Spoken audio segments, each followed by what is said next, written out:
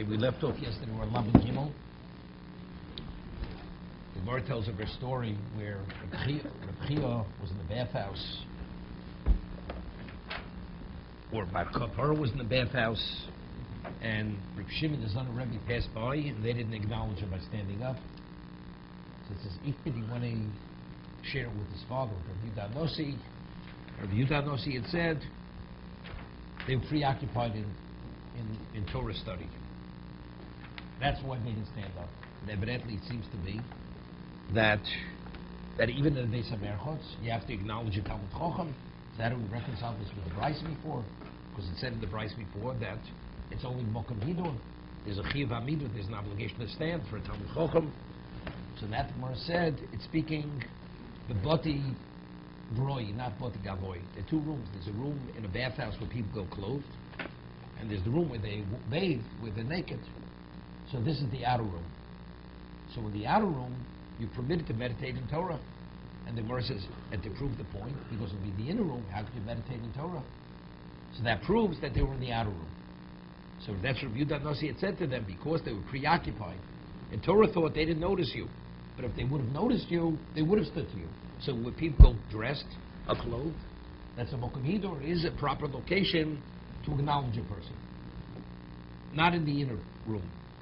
And then the Gemara concluded, so Gemara says, Dilma see Shami. Gemara says, no, it's no proof.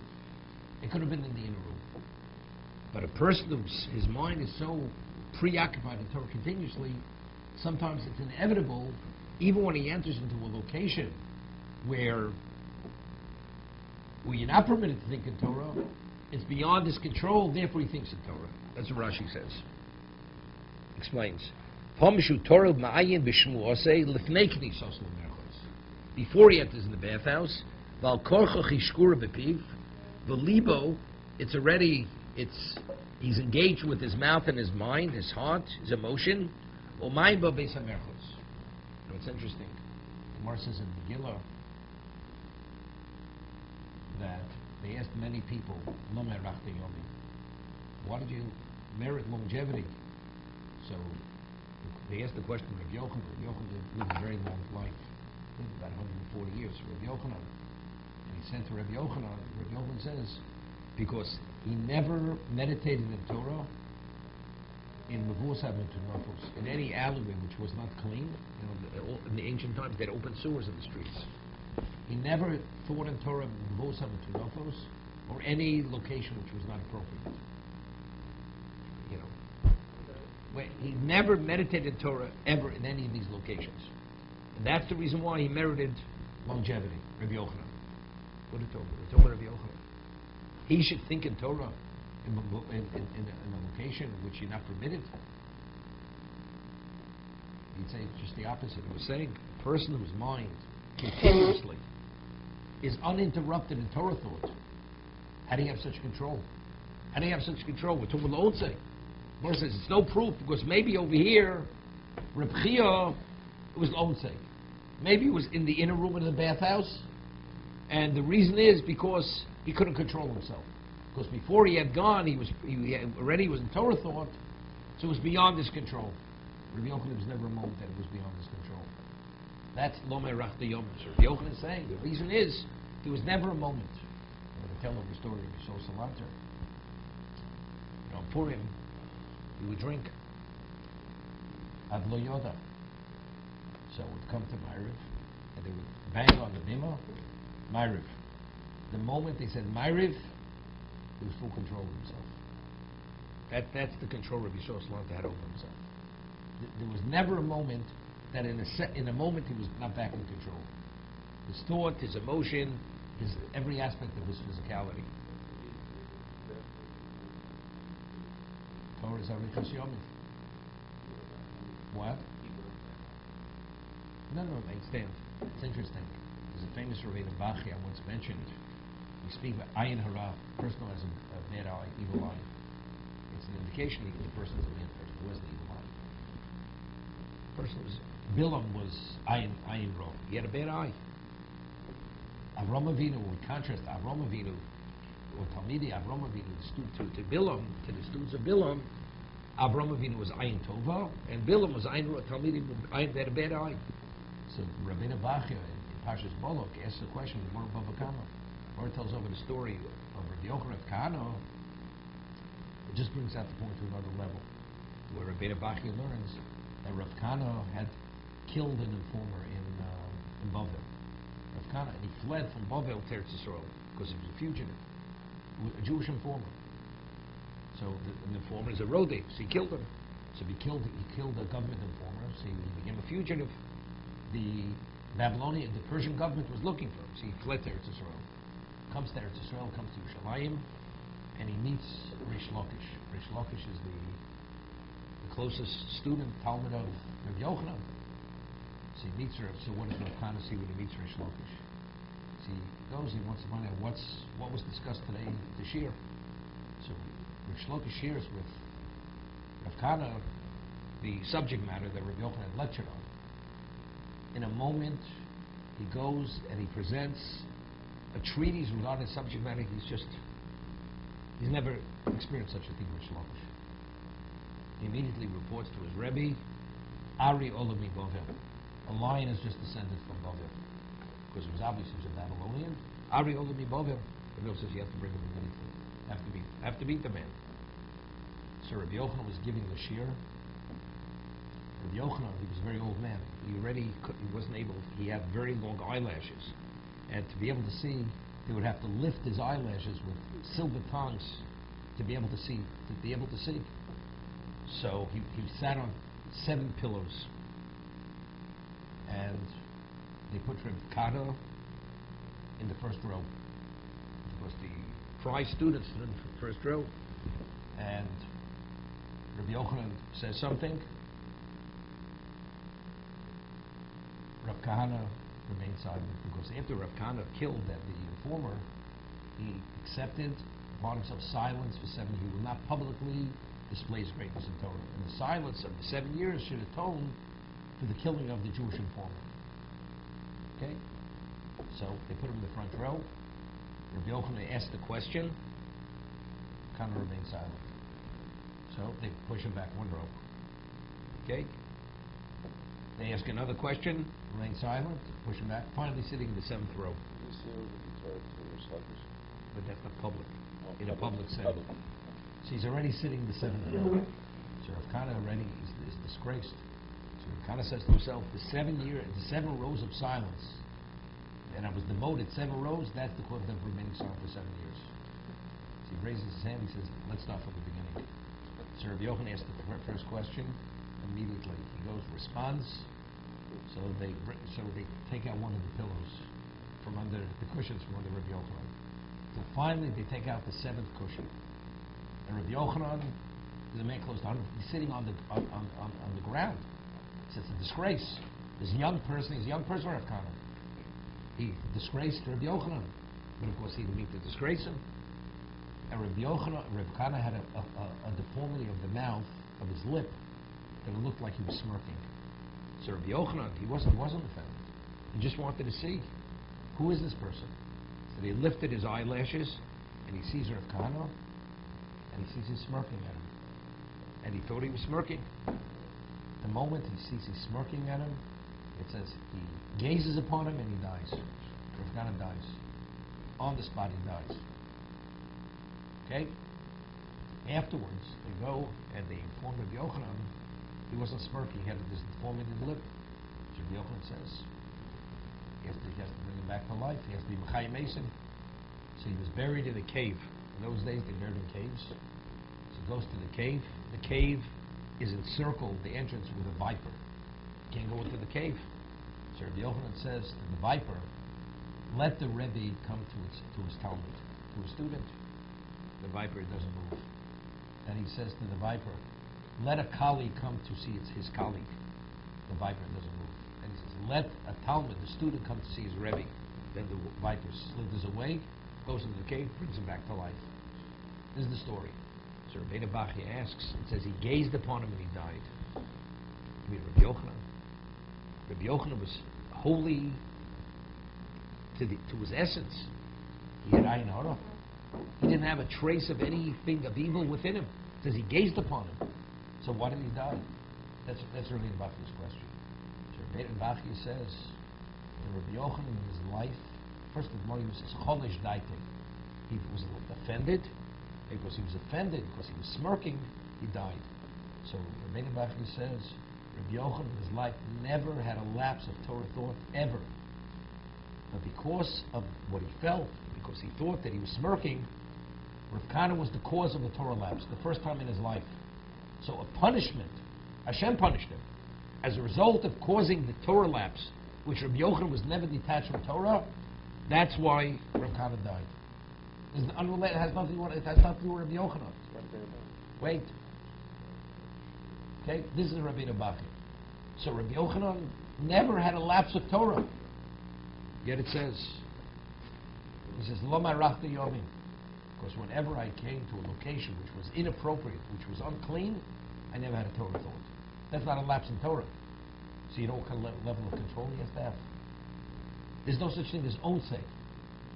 That's why he was Marach Yom, and that's why he married longevity. Long years for that reason. Okay?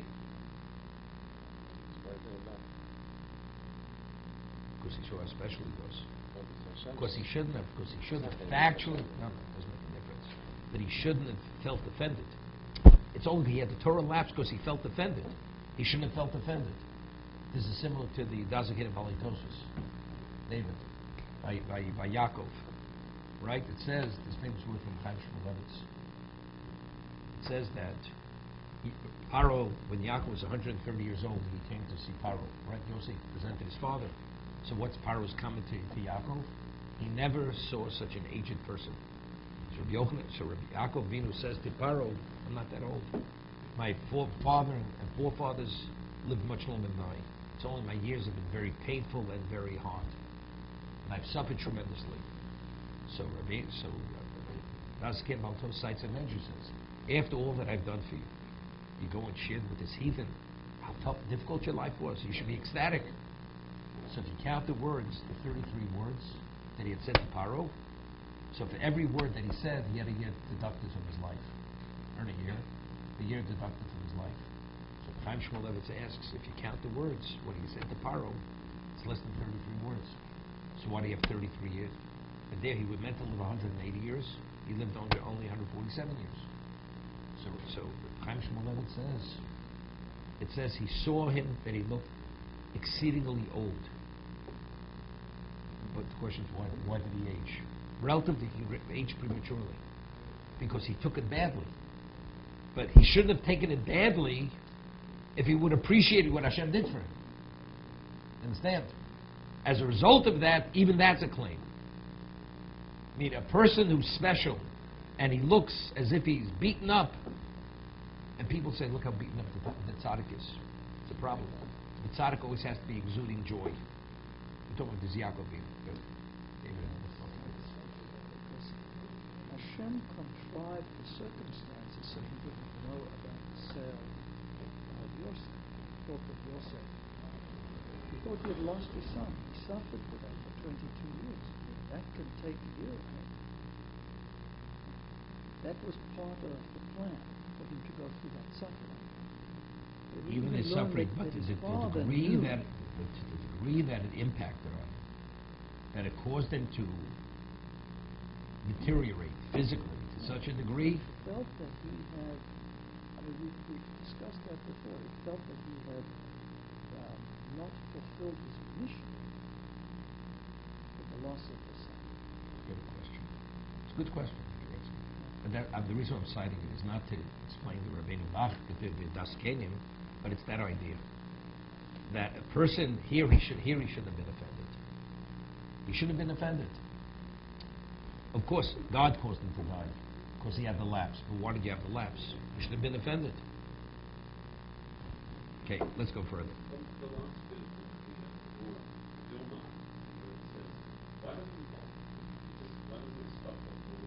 No, because the more wants. Why doesn't the Gemara have to be the idea that no, he was really sitting in the outer room, in the outer room, in the outer room. The Gemara is saying it's no proof. No, it's no proof. No, the Gemara says Hochanam Mistabra. It's logical to say that because you're not permitted to meditate the Torah in the inner room. Right. So therefore, it had to be in the outer room. That's the reason why I had a claim. He should have stood up. Okay. So the Gemara says there's no proof. It could have been the inner room. The inner room not permitted to think of Torah. The answer is lo and say. It was something which was beyond his control. That's not possible. No, but there's no claim against the person. There's no claim. It's on saying. When you go to a place in Merchas, there are halachas that you have to do, but that is the halacha that you have to do. That's not thinking of That's Torah. not Torah? That's not thinking of Torah. That's not So thinking what? So if you're not thinking Torah, so Thinking Torah it's is- not a puzzle, like, what are you thinking about? You're always thinking. It's not permitted. It's to think about other things. The Gemara says that Shmuel never had any Torah that week. So what he do? He did all kinds of mathematical calculations, issues, things that had to do with his personal life. So thinking of halacha is not. No, you're not permitted. Torah. No, not thinking halacha. I'm not There's thinking certain about laws. what you have to do. No, and that's thinking not about- Torah. No, it's not. Of course not. Proper behavior, which is dictated by the Torah, that's Right. not halacha. That's not thinking of Torah. That's called behavior. Rabbi Miller, says that over his entire life when he went to the bathroom, he would study medicine, physics, astronomy, and he became Very proficient, knowledgeable. Yeah, proficient in very. those things. It's true.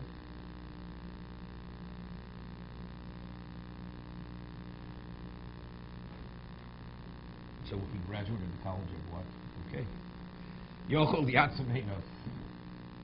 Gemara said earlier, you have an obligation, right? If they say v'tokum v'adatim v'neizokim. So the Bryce had said maybe a person could actually close his eyes, and then afterwards, and just behave as if he's not aware, he's oblivious to the Talmud Chacham coming within his proximity. So it says, the eraser, that you have to fear God. Yochel Yatzameinav k'mo shelo ra'o. Maybe you'd say a person's permitted to close his eyes as if he doesn't see the Talmud Chacham. If you have an obligation to stand, you have to tell them, the eraser. Are we speaking about a person who's in Russia? A person's evil? We're talking about a law-abiding Jew. Elo, yochel yatzameinav mikami delinte. Zman chiyuba. When does the obligation come upon the person? When he's within his proximity, which is Dalan Amos. So he sees him coming at a distance. So before he enters within his Dalan Amos, he'll close his eyes. So in truth, he's unaware when he comes within his proximity. So since he's unaware, although he knows he's coming, so he's not obligated to stand. So when the time of obligation comes, he doesn't see him. The koimi kameh, so it's not a disrespect. Talmud Loma tokum v'yoresa. That's very important, Rashi. Talmud Loma, Torah tells us tokum v'yoresa, that you're not permitted to behave this way. So take a look at Rashi. V'yoresa. Yesh kol lira min hayotzer hayodea v'ashrosecha. You should fear your Creator, who knows your thoughts. Shata mevakesh tarbulos lipotim mitzvoso. That you're seeking out methods or strategies how to absolve yourself from his mitzvahs. So did he violate the halacha of what? Of not acknowledging the Talmud Chacham? No. Because God knows your thoughts and He understands that you're trying to extricate yourself from your obligation. So what's the claim over here? You have the right to extricate yourself from an obligation. So is he actually violating of, when they say v'tokum, of adatim v'neizokim? He's not violating that. The eraser says you're not in a good position because you could have had the obligation and you overtly did something to extricate yourself. I'm bringing this out for a reason. The Gemara tells over a story in Menachos. It was in Amor. His name was Rav Katina. He was called Rav Katina because he, it's not such a, in the old days, you have some pejoratives, references to people. He used to call the person Peewee. He's a little guy, right? So he was Rav Katina, but because he was so humble, that's why he was Rav Katina. He always minimized himself. So Rav Katina, whenever he'd have his personal tailor fashion his garments, he always told him, make sure to round off the corners of the garments. So you shouldn't have to wear tzitzis. So one day, a malach appears to him, an angel, so you can imagine how special he was. Malach comes to him and says, Rav Kanina, why don't you wear tzitzis? He says, I have no obligation. I always make sure that when I have my garments tailored, the corners are rounded off. So he says, but I want to explain to you something. If there's ever an even the rischa, if the wrath of Hashem ever comes out on the world, there's no claim. Right now, you're not in violation of anything. But if there's ever an even the rischa, I mean, there's a time of Midas Adin, the wrath of Hashem comes out of the world, you will be prosecuted because of this. Because you could have done a mitzvah and you extricated yourself from the mitzvah, there's a claim against you. Within the context of Midas Arachmim, you're not going to be punished. But if there's ever even the risk, a time of wrath, they're going to ring in on you for this. Because you extricated yourself from the mitzvah. Okay? This is the Gemara. So there's a Tosas in Erchin. Tosas says, Chelas, even when they had Chelas, today it's easy to go on the computer, you order it, you pay the fee, you order it. In the old days, even when they had it, it wasn't so easy to buy. It was a rare commodity.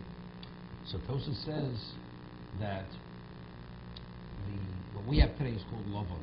White strings are referred to as lovam. The tchelis was called tchelis. So Tosas says that today that a Jew can easily wear a lovam and easily purchase it, besides the Gemara over there. If you don't, there's a claim against you. So if there's ever even the risko, there'll be a claim against you. That's what Tosas is in there. The tchelis, even though you're able to purchase it, but since it's very expensive, very difficult to come upon, there's no claim.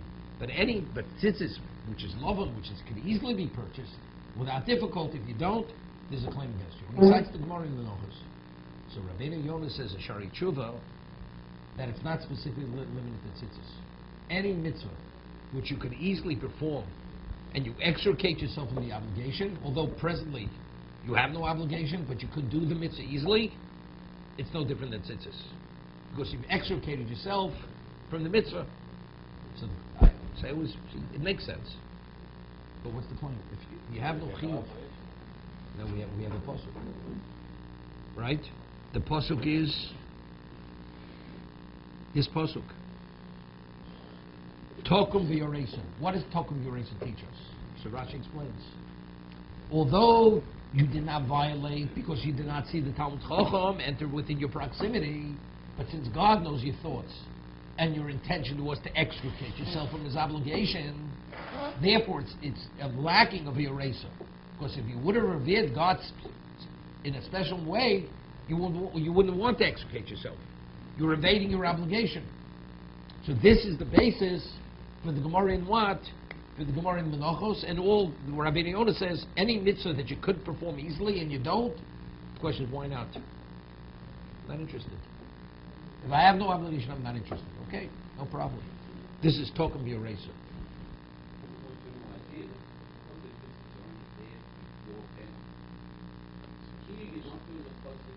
Everything's there for your benefit. Everything's there for your benefit. God needs your mitzvahs.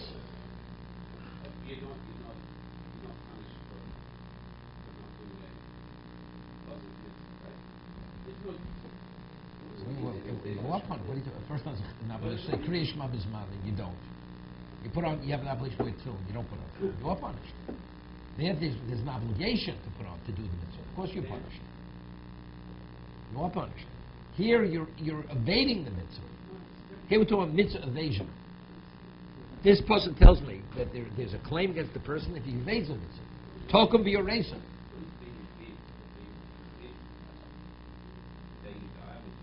No, even the rischa. If Midas thing comes upon the world, and that's the meaning of even the rischa, time of wrath. There's no question. Olam Abba is something else. He's saying even the rischa in this world.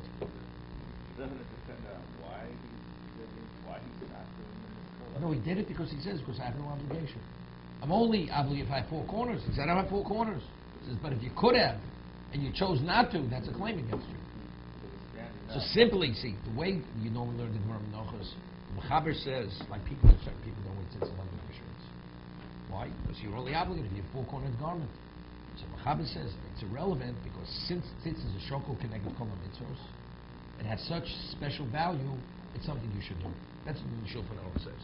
You should wear a four-cornered garment, tzitzis, although you have no obligation, but because of its shokol connected to all mitzvahs, it's something you should do. That's the mechaber in Hilchos Tzitzis. Okay? So you say, maybe because it's so beneficial and you're evading such a special mitzvah, that's why I would normally learn the Gemara in others. That's why the Gemara speaks specifically to tzitzis. But according to Rabbi Yehuda says it's not limited tzitzis. Any mitzvah which could easily be performed and you evade the mitzvah, it's the same thing. How do you know? Talk of the eraser. I'm saying it's based on this puzzle. That for evading a mitzvah, it's actually, because if you fear Hashem sufficiently, you wouldn't want to evade the mitzvah.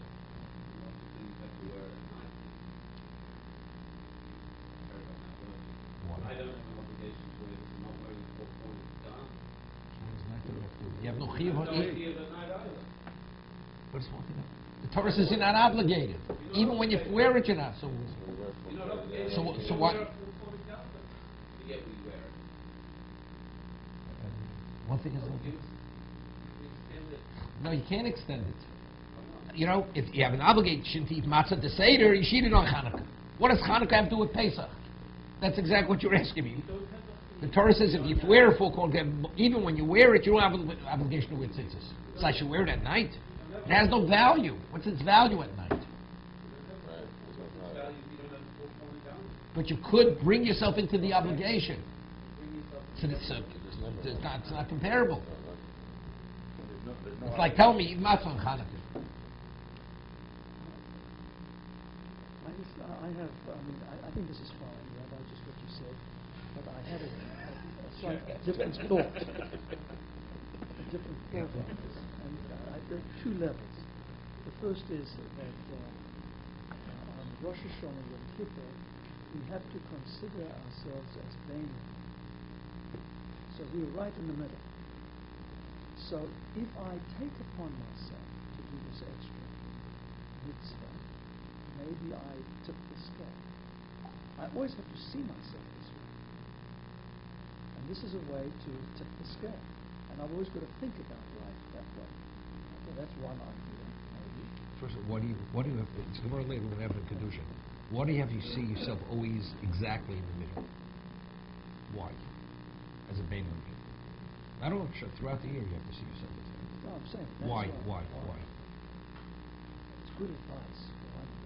No. The Gemara says even better. The Gemara says better than good advice. Why does, if a person knows something has infinite value, he's definitely going to want to do it. And if a person understands in the negative that the detriment is totally destructive, you're definitely not going to do it. So if you see yourself and the world in the balance, and the slightest degree of positive action will bring the world into the profit margin. You know what the value? You save yourself, you save the whole world. And God forbid you're on the brink of destruction and you slightly go to the left, you destroy everything, so then you're going to bathe yourself. That's the reason why you have to see yourself always exactly in the middle. Good. So it's to bring you to understand, not to minimize the value in the positive or in the negative. That's where you have to see yourself in exactly in the middle. Complacency is a negative characteristic. Yeah, but it's not because of complacency. No, It's to appreciate what value truly is. But it's good advice, generally, Definitely. to see. So that might be one idea. Okay, the mitzvah is before you. Once you see If yourself in can the do negative, it, it's even better. Why in the center? See yourself in the that's negative. unhealthy as well. Okay. There's some other. Okay. So that's one idea. The other one is what we discussed, I think, 2 or 3 days ago, in connection with Aaron and his 2 sons and his own liability in their demise. Okay, because he didn't have enough merit to protect them. Okay? Correct. Here is an opportunity to accumulate additional merit. Just by taking on the mitzvah. You do it, you accumulate additional merit. And who knows what that might accomplish. Because everything stands in the balance. Yeah, it's okay. But then you do it. That's a little bit shlomo. You don't have to do it with a proper intent. If I'm doing it to have greater clarity, then you're not doing it for the right reason. You're supposed to do it because you're supposed to do it. With Aaron, there was a claim because he participated in the Egel. That's why his children did not merit the clarity in his merit. because he was the one who actually, the ramification of the death affected him. Because he deserved that pain, his merit did not cover them. Right. I understand. Okay? So it's not comparable to this. You should do a mitzvah because you'll have greater merit. But you're not supposed to do mitzvah because you're supposed to have greater merit. No, I understand. You're I supposed to do the understand mitzvah that, for the sake of the but mitzvah. What we learn from that is that every single person has an opportunity for his or her own actions to have a profound effect beyond oneself, to the people around, to Klal Yisrael. It's true. And if a person is saying, I think this is lishma, a person is saying, I don't know who I might affect by doing this, but I'm going to do this, even though I'm not obligated here to do it. Because by my doing it, I can have a positive impact on Klal Yisrael, my family, Klal Yisrael. According to Sister Sharp, it's a degree of lishma, but it's not the ultimate level of lishma. It's not the ultimate level of Okay, lishma. so making progress. Okay, good, terrific. Okay.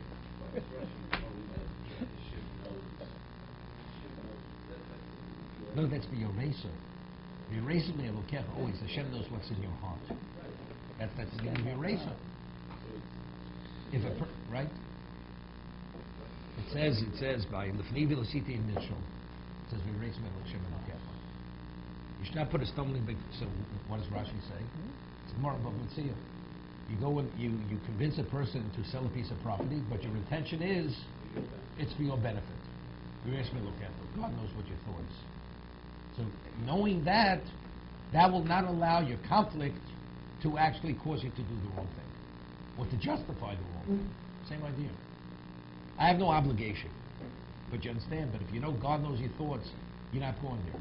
I always say, the Gemara says in Brochus that a person should live. It's best to live in the same community with your Rebbe. That if you respect your Rebbe, right, you should live in the same. Why should you live in the community with your Rebbe?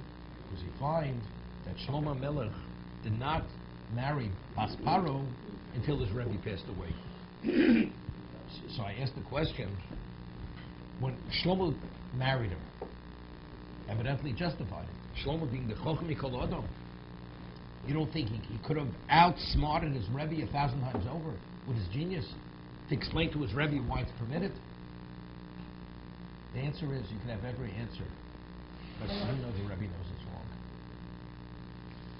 I hear what you're saying. It's not right. That's all his Rebbe had to say. And he knew that. Once the Rebbe is not there to represent it's wrong, in the most ingenious way, I could justify it, and that's why I married Basparo. Same idea. Without having that sense of that, there's nothing you can't justify and rationalize. I want to say that I'm going to make an argument that it is lishma, but not. I said the ultimate level. It is lishma. No, it's the ultimate. I'm going to make an argument. It's the ultimate lishma. So the Gemara says that in the merit of Rabbi Chanina ben Dosa, the entire world is sustained, or Hashem sustains the entire world. Correct. Okay. Everything this man did, maybe he knew, maybe he didn't know, but the fact is that the entire world is sustained in this man. Okay. If he subtracted one mitzvah, maybe everything is in the balance. Correct. And he knows what he's doing. But what was his motivation? Maybe to sustain the entire world. No. He was. That's not Not the himself. ultimate. No. But that's not the ultimate lishma. He did it purely out of love of God, purely for the love of Hashem. Not even because any other Jew would benefit, because you want that. That's why I'm doing it. I'm just opening so sharp, but there's a famous question which they discuss. Morris says in Soto that Moshe Rabbeinu wanted one Eretz Yisrael. So Hashem says to Moshe, why?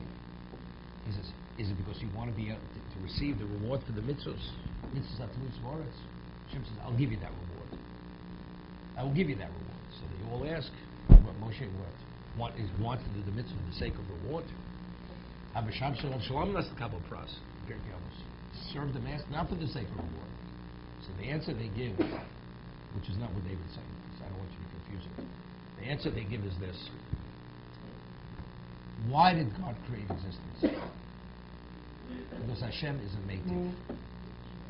Because God, His essence is good, So he created a setting for man an opportunity for man, if he's meritorious, he should merit the ultimate good, which is a relationship with him.